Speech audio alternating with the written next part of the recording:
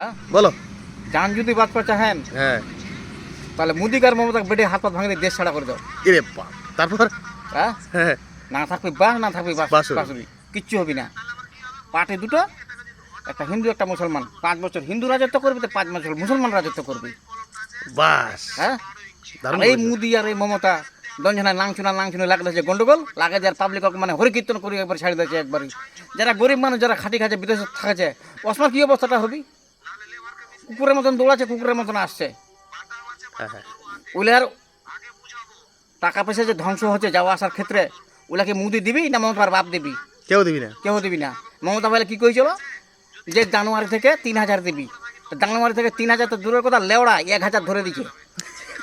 তো অকব বেঢাও আর এক বেঢাও, দনটাকে বেটে দিয়ে সাড়া করে দাও, তাহলে তারা বাঁচবেন।